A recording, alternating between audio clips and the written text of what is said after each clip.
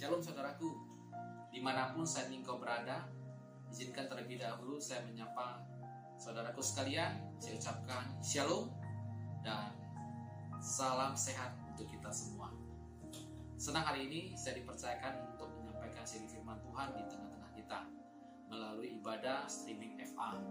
Puji nama Tuhan saudaraku. Dan saya juga tidak lupa berterima kasih untuk kesempatan ini kepada seluruh hamba-hamba Tuhan yang ada di Departemen FA sekalian. Kerinduan saya saudaraku, biarlah firman yang saya sampaikan ini jadi berkat untuk kita semua, yang akan menguatkan, menghibur, bahkan menopang hari-hari kehidupan kita. Saudara, sore hari ini saya mengangkat satu tema seri firman Tuhan, yaitu dengan judul Mengalahkan Roh Ketakutan, yang saya angkat di dalam 2 Timotius 1 ayat 7. Mari kita mendengarkan firman Tuhan bersama-sama. Sebab Allah memberikan kepada kita bukan roh ketakutan, melainkan roh yang membangkitkan kekuatan kasih dan ketertiban. Saudara yang dikasihi Tuhan Yesus Kristus, saya percaya yang namanya rasa takut pasti dimiliki oleh setiap orang, baik saudara maupun saya. Bahkan seorang pemberani pun memiliki rasa takut. Nah, apalagi di tengah-tengah pandemi COVID-19 yang hari-hari ini belum juga kunjung reda. Kurvanya makin lama makin naik. Dampak daripada COVID ini, saudara kita bisa lihat bersama-sama, banyak orang takut keluar rumah. Para pekerja banyak takut kehilangan pekerjaannya. Pengusaha banyak takut kehilangan usahanya. Semua orang pada takut saudaraku. Tapi Tuhan berkata di dalam Yosua 1 ayat 9, bukankah telah kuperintahkan kepadamu, kuatkan dan teguhkanlah hatimu. Jangan takut dan gentar, karena Tuhan Allahmu menyertaimu kemanapun kau pergi. Saudaraku, Tuhan Allah ada dimanapun kau pergi. Oleh karena itu, jangan takut. Nah, saya mau tanya kepada kita semua yang hari ini menyaksikan streaming ini. Menurut saudaraku, rasa takut itu perlu nggak? Saya percaya pasti pendapat kita ada yang sama, ada yang tidak. Memiliki masing-masing pendapat. Tapi saya pribadi berpendapat bahwa rasa takut ini adalah suatu anugerah. Kenapa demikian?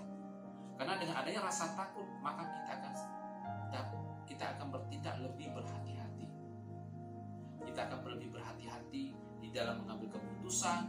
Kita lebih berhati-hati di dalam berbicara. Contohnya sederhana, kita akan lebih berhati-hati pada saat kita menyeberang jalan. Kalau tidak ada rasa takut, maka kita akan berjalan di tengah-tengah saudaraku. Bayangin aja. Dan coba bayangkan kalau semua orang tidak memiliki rasa takut, entah bagaimana nanti kejadiannya. Akan kacau dunia ini saudara. Saudara yang dikasihi Tuhan Yesus Kristus, hanya satu yang Tuhan izinkan dalam kehidupan kita. Biarlah rasa takut kita itu tidak melebihi rasa takut kita kepada Tuhan. Karena pada saat kita takut kepada Tuhan, ada satu berkat yang Tuhan sediakan. Di dalam Amsal 1:7 berkata, takut akan Tuhan adalah permulaan pengetahuan, tapi orang bodoh menghina hikmah dan didikan. Ketika kita takut kepada Tuhan, maka kita memperoleh satu pengetahuan yang dari Tuhan. Saudara yang dikasihi Tuhan Yesus Kristus, ya secara umum saya mau katakan orang takut mati, takut miskin, bahkan ada takut setan. Sekali lagi kan saya katakan, untuk itu semua engkau tidak perlu takut. Cukuplah engkau takut kepada Tuhan, maka engkau akan diberkati. Ada katakan amin saudara? Ya, tapi ada satu hal yang Tuhan tidak inginkan yang ada di dalam hidup kita, yang ada di dalam diri kita, yaitu ketakutan saudara. Kenapa ketakutan itu tidak boleh ada dalam diri kita? Karena takut yang berkelebihan atau ketakutan ini akan cenderung membawa kita ke dalam suatu penyakit yang bisa orang sebutnya adalah fobia. Ini adalah suatu kelainan, yaitu kelainan kecemasan yang luar biasa terus menerus yang ada di dalam diri seseorang, saudara. Contohnya aja, ini saya kasih contoh, saudaraku. Pada saat pelayanan di mana COVID-19 di Indonesia baru-baru merebak, salah satu pengerja kami tidak melayani. Kemudian pengerja lain bertelepon kepada pengerja yang tidak dapat melayani karena dalam grup dia minta izin tidak melayani. Kemudian dia telepon, "Pak, kenapa tidak melayani?" Dia menjawab, "Iya, kurang sehat, saya batuk." Langsung dijawab, saudaraku, "Ada panas, Pak? Ayo." Langsung berpikir, kira-kira ini terkena COVID-19 atau tidak? Karena dia takut. Biasanya kalau orang sakit, saudaraku, pengerja kita sakit, maka kita akan sama-sama berkunjung ke rumah pengerja tersebut untuk mendoakan, untuk menguatkannya. Tetapi kalau dia benar-benar terinfeksi COVID-19, mana ada yang berani? Baiklah, saudaraku, akan kita lanjutkan lagi. Kenapa Tuhan tidak izinkan kita memiliki rasa ketakutan dalam diri kita? Sebab dengan jelas dikatakan bahwa Tuhan tidak memberikan roh ketakutan dalam diri kita. Di dalam 2 Timotius ayat 1 pasal 1 ayat 7 yang barusan kita baca tadi. Di sana dengan jelas dikatakan, sebab Allah memberikan kepada kita bukan roh ketakutan, melainkan roh yang membangkitkan kekuatan, kasih, dan ketertiban. Yang membangkitkan kekuatan, saudara yang dikasihi Tuhan Yesus Kristus. Ternyata di sini dijelaskan bahwa ketakutan itu merupakan suatu roh. Apabila roh ketakutan ini mengikat pada seseorang, maka orang tersebut perlu mengalami pelepasan. Kenapa demikian? Karena dia tidak akan pernah merasakan damai sejahtera dari Tuhan. Saudara yang dikasihi Tuhan Yesus Kristus, saya mau katakan, roh ketakutan itu akan lama-kelamaan akan membunuhnya.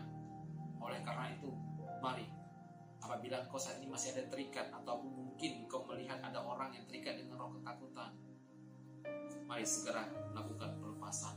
Doakan, bangkitkan semangatnya. Kasihan dia, saudara. Berikutnya, saudara, ketakutan merupakan senjata setan untuk menjatuhkan orang percaya dengan mengambil damai sejahtera. Ya, jelas. Pada saat kita memiliki roh ketakutan dalam hidup kita, maka tidak ada damai sejahtera. Melumpuhkan kekuatan kita, bahkan melumpuhkan iman kita. Oleh sebab itu banyak pengkhotbah mengatakan ketakutan lawannya keberanian. Bukan keberanian, saudaraku, tetapi melainkan adalah iman. Saudara yang dikasihi Tuhan Yesus Kristus, Ayub menuliskan di pasal ketiga ayat 25, menuliskan bahwa karena yang kutakutkan itulah menimpa aku, dan yang kucemaskan itulah yang mendatangi aku. Pada saat Ayub takut dan cemas, maka itulah yang menimpa dan mendatanginya. Demikian juga kita. Apabila engkau takut berkelebihan, engkau cemas, maka itu juga yang akan menimpa dan mendatangimu. Seakan-akan itu menjadi imanmu, itu menjadi doamu, saudara. Di ayat 26 lebih jelas dikatakan lagi bahwa aku tidak mendapat ketenangan dan ketentraman. Aku tidak mendapat istirahat, tetapi kegelisahan yang timbul. Saudara dikasihi Tuhan Yesus, pada saat kau takut dan gelisah, yang kau hanya dapatkan adalah tidak ada ketenangan. Engkau akan gelisah, kau tidak dapat istirahat. Wah, bayangkan, saudara, sepanjang hari kita sudah bekerja, kita mau tidur pun tidak bisa. Karena apa? Gelisah, putar sana, putar sini, bangun. Sangat menyiksa, saudaraku. Karena itu, kita sebagai orang percaya tidak seharusnya kita mengalami ketakutan. Mari bangkit saudara. Pertanyaannya, apa penyebab orang takut? Saya mempelajari bahwa orang takut karena memiliki hati nurani yang merasa bersalah. Pada saat orang mulai memiliki hati yang merasa bersalah, biasanya ini saudara, timbul pada saat dia melakukan dosa. Mari kita lihat contohnya saja, Adam dan Hawa. Ketika Tuhan melarang dia untuk memakan buah yang ada di tengah taman, dia melanggarnya, kemudian dia makan. Pada saat dia memakan, matanya terbuka, dia melihat bahwa dia dalam keadaan telanjang. Dan pada saat dia mendengarkan langkah Tuhan hadir di tengah taman itu, dia bersembunyi dan dia berkata, "Aku takut." Saudara yang dikasihi Tuhan Yesus Kristus, pada saat kita melakukan kesalahan, pelanggaran, bahkan dosa yang kita lakukan, percayalah, ada rasa takut dalam diri kita. Pada saat kita diperhadapkan kebenaran, maka ada rasa takut, ketakutan dalam diri kita.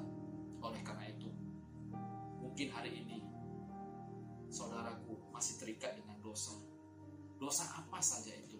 Baik dosa perselingkuhan, engkau berkata bohong, engkau berlaku curang dalam bisnismu, engkau mabuk-mabukan. Saya mau katakan, berhenti untuk melakukan hal itu semua, karena itu membuat engkau tidak ada damai sejahtera. Saudaraku, berikutnya, mengapa orang merasa takut? Karena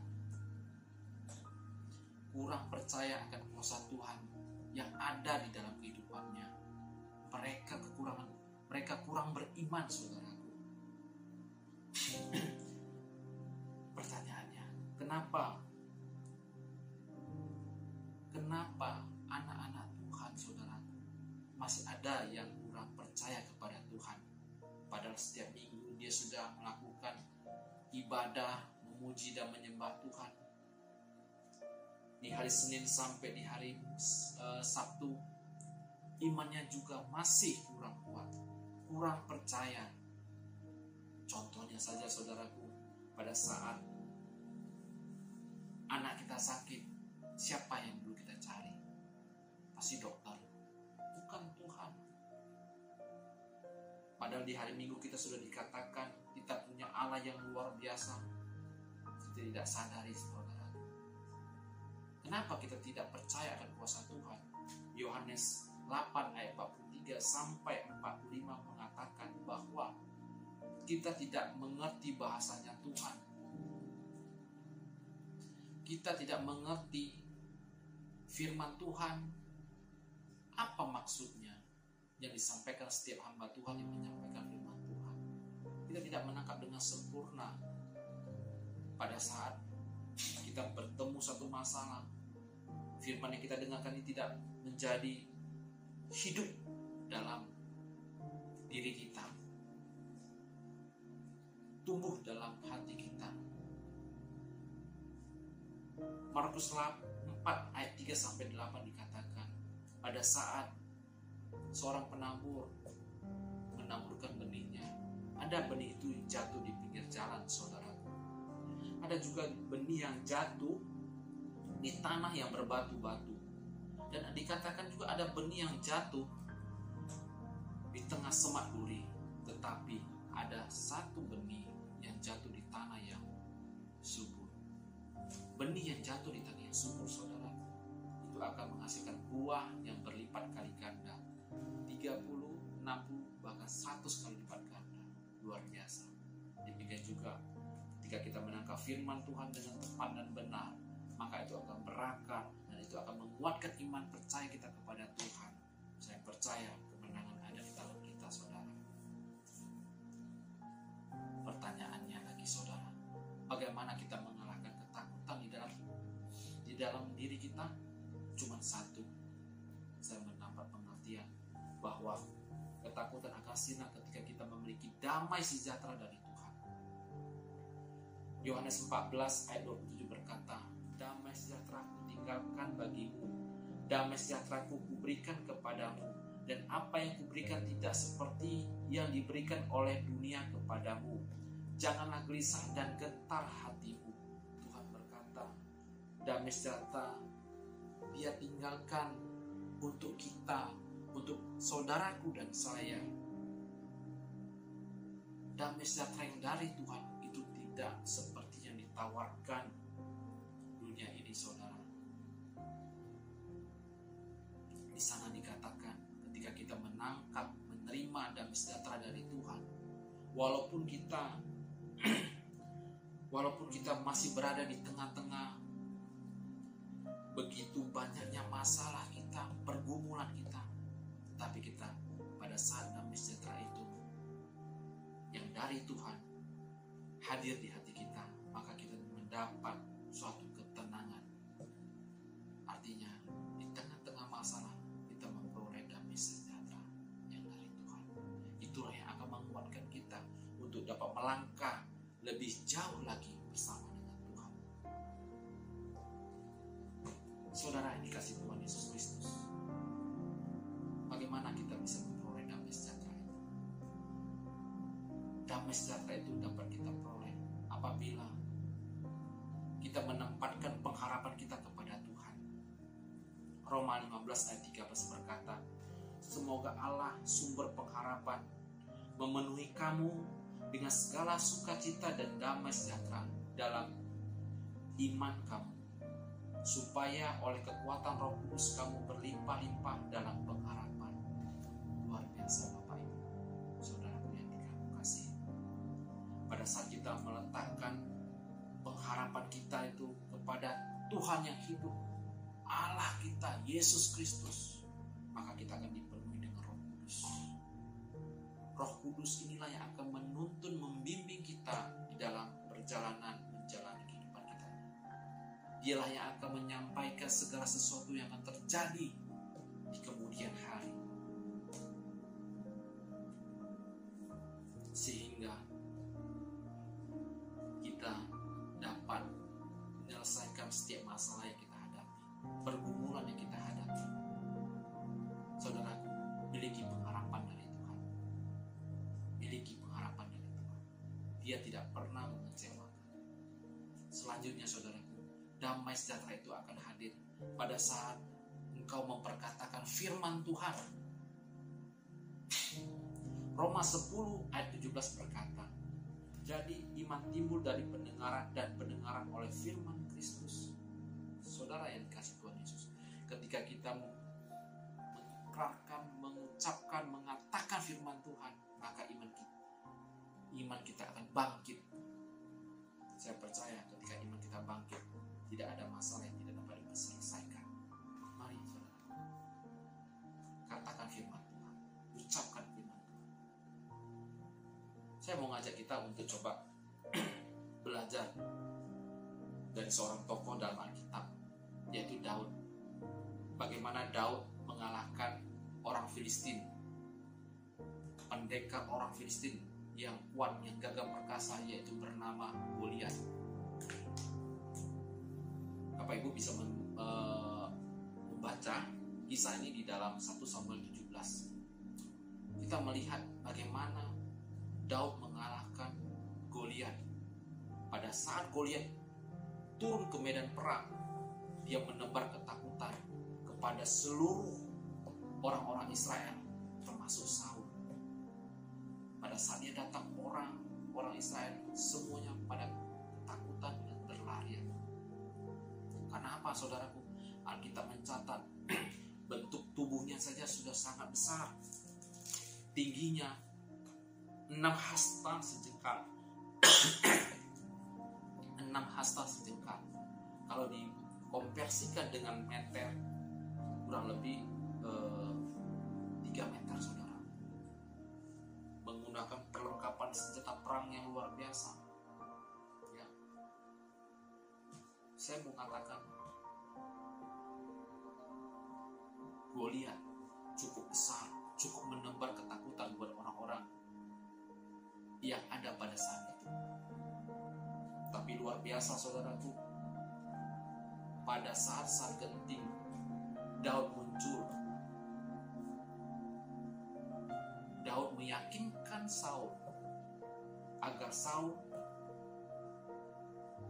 tidak perlu tawar hati, agar bangsa Israel tidak perlu takut menghadapi Saul. Saudara yang dikasihi Tuhan Yesus Kristus, saya mau katakan, keberhasilan pertama Daud mengalahkan Goliat adalah ketika Daud mengalahkan ketakutannya. Dia yakin bahwa dia pasti bisa mengalahkan Goliat, orang Filistin itu. Padahal kita lihat Saul mulai berkata, Goliat itu adalah tentara yang terlatih, yang jago di medan perang. Dengan harapan, saya kira Saul supaya Daud mengurungkan niatnya untuk melawan Goliat. Tapi apa yang dia terima? Malahan kebalikannya. Daud mengingatkan Saul supaya tidak tawar hati, maju terus. Saudara, itu yang pertama. Daud dapat mengalahkan rasa takutnya. Berikutnya, saudaraku,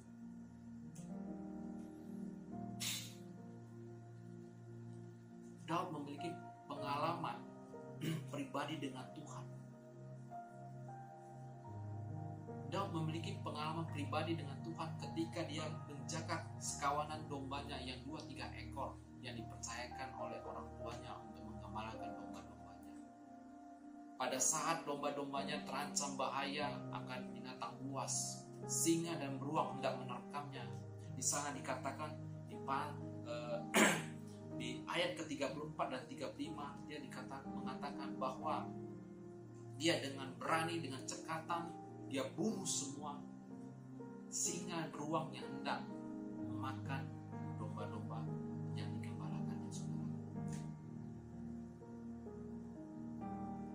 Dia lakukan ini karena Tuhan ada bersama dengan dia. Itu yang kedua, saudaraku. Daud mempunyai pengalaman pribadi dengan Tuhan ketika menghadapi masalah. Saya mau katakan kepada kita semua, saya percaya setiap kita memiliki pengalaman pribadi dengan Tuhan. Baik itu engkau dan saya pernah mengalami kesembuhan dari Tuhan, engkau diluputkan dari bencana, engkau diluputkan dari kecelakaan lalu lintas, apalagi engkau ditolong Tuhan dari hutang yang begitu banyak.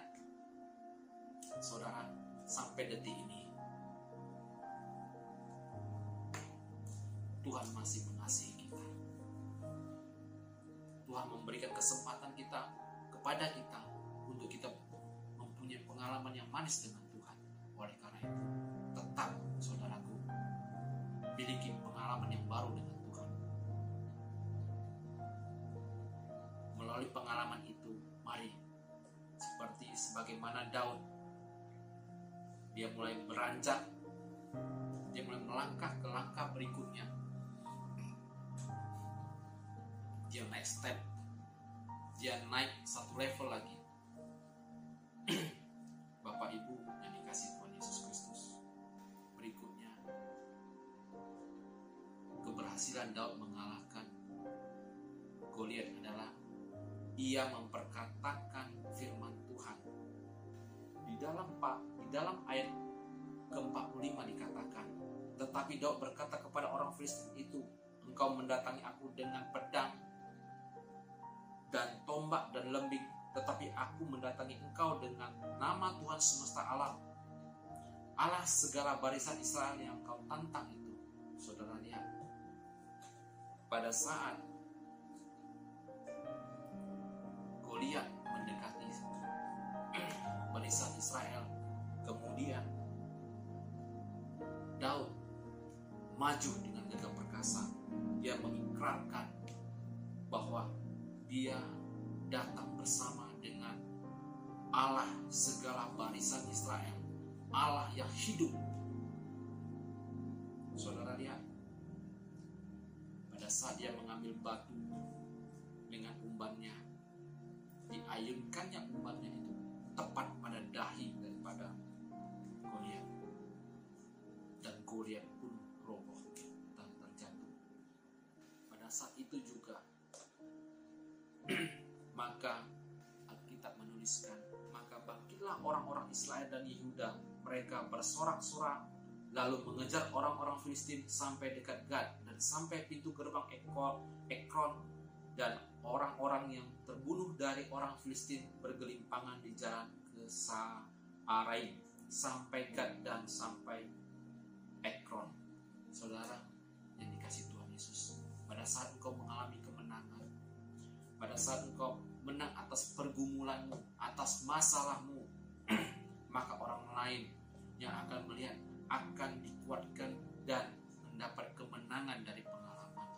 Kau akan menjadi saksi bagi orang-orang di sekelilingmu, bagi keluargamu. Saudara yang dikasihi Tuhan Yesus Kristus, saya juga memiliki satu pengalaman. Saya menikah pada tahun 2008. Pada saat saya menikah di tahun 2008, tepatnya bulan 8, di tahun pertama kami belum memiliki seorang anak. Hati masih tenang, saudara. Di tahun berikutnya, di tahun kedua pun juga belum anak. Hati mulai was-was, saudara. Pada saat itulah mulai orang tua untuk menganjurkan kami mengadopsi seorang anak. Hati semakin takut, saudaraku. Aduh, bagaimana nanti untuk melanjutkan ataupun yang merawat kami pada saat hari tua nanti. Saudaraku, pada saat itulah saya bersama dengan istri mulai berdoa, dan saya pribadi saya berpikir demikian. Saya menangkap satu firman Tuhan yang menceritakan tentang Sarah dengan usia yang 100 tahun dapat memiliki anak. Saya melihat istri saya, saudaraku, usianya belum sampai 100 tahun.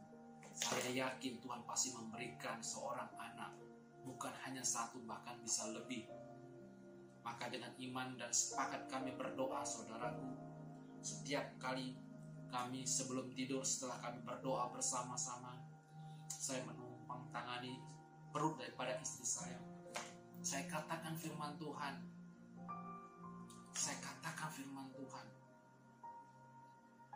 Saya katakan, perut ini berisi seorang bayi. Perut ini berisi seorang bayi. Bayi yang sehat, bayi yang kuat. Puji nama Tuhan, saudaraku. Di tahun yang ketiga, memasuki tahun yang ketiga, maka istri saya positif hamil. Dan genap, tidak genap, saudaraku, kurang lebih saya kurang tahu tepatnya berapa, yang jelas kurang umur ya. Anak kami lahir, masuk inkubator juga. Di sini juga kami mengalami masalah karena belum bulannya anak kami harus lahir. Tapi kami terus berdoa, dan berkat penyertaan, perlindungan, penghiburan dari Roh Kudus, hati kami tetap tenang. Sekarang anak kami sehat dan kuat, dan anak kami pintar luar biasa. Kemarin dia mendapat rapor ya. Saya melihat angka-angkanya sungguh sangat baik. Rata-rata bernilai A. Saya sangat senang, Tuhan sangat baik buat saya, dan saya percaya, saudaraku, kebaikan Tuhan juga ada dalam kehidupan saudaraku sekalian. Saudara, oleh karena itu, hilangkan rasa ketakutan. Karena ketakutan itu adalah penghalang kita untuk memperoleh berkat-berkat Tuhan. Dan saya juga mengajak kepada kita semua, apabila sampai saat ini saudaraku masih terikat dengan dosa, saya mau katakan, kau masih bermain dengan dosa, saya mau katakan, berhenti berbuat dosa, berhenti bermain-main dengan dosa, supaya ada damai sejahtera di hati. Dan jika sampai saat ini juga engkau belum mempercayai kuasa Tuhan, saya mau katakan, saudaraku, percayalah Tuhan. percaya kepada kuasa Tuhan. Saudara yang dikasihi Tuhan Yesus Kristus,